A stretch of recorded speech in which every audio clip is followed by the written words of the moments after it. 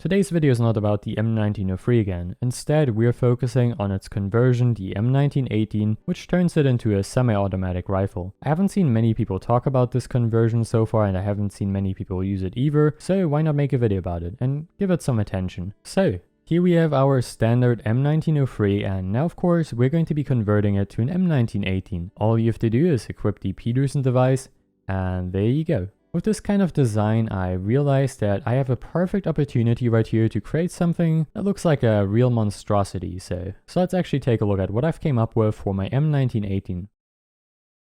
Well, this looks really fantastic to be honest, doesn't it? To be honest, I should probably mention that I'm kind of a huge fan of cursed weapons and phantom forces, looking at my AKM right here. But regardless of that, let's talk about the conversion. The Pedersen Device was an experimental conversion for the M1903. As the name might give away, M1918, this was produced in 1918, which is honestly quite a while ago. This conversion turned your M1903 into a semi-automatic rifle, which is kind of a cool concept, I would say. Now with some information about the history of this conversion, I think we can talk about its stat card. At the first glance, the stat card might be rather unimpressive and you might get a bit scared about it because it looks pretty atrocious. If we take a look at the standard M1903 right here, we can see that the overall damage is pretty good at 80 damage, and you can even one-shot, I believe, up to 75 studs because of the torso multiplier. So that is really fantastic. You also have a really good headshot multiplier and a really decent penetration depth, as you can see right there, and also the muzzle velocity is pretty good. But if we equip actually the Pedersen Device now, you can see everything just looks really bad in comparison. The only thing that is really going up is the ammo capacity, but other than that, penetration depth, muzzle velocity, damage range, torso multiplier, and headshot multiplier all take a really bad hit right here.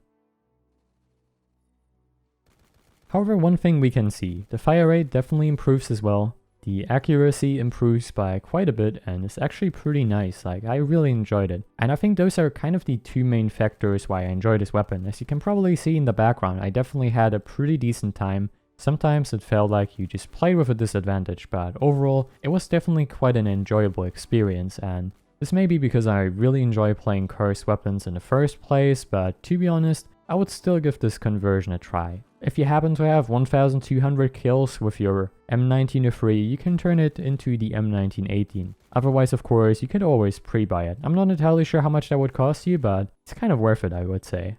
Most likely not.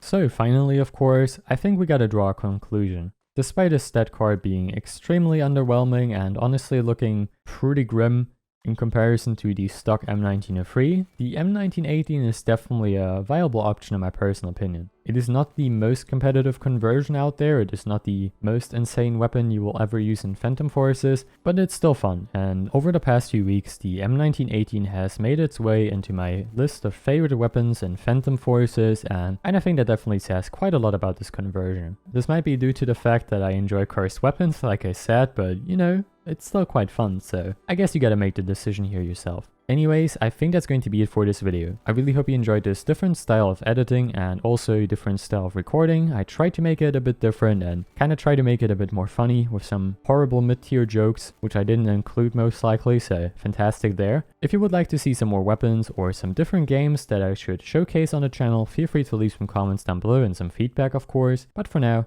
I think that's it. Stay hydrated, stay safe, and I will see you, of course, in the next video. Bye, guys.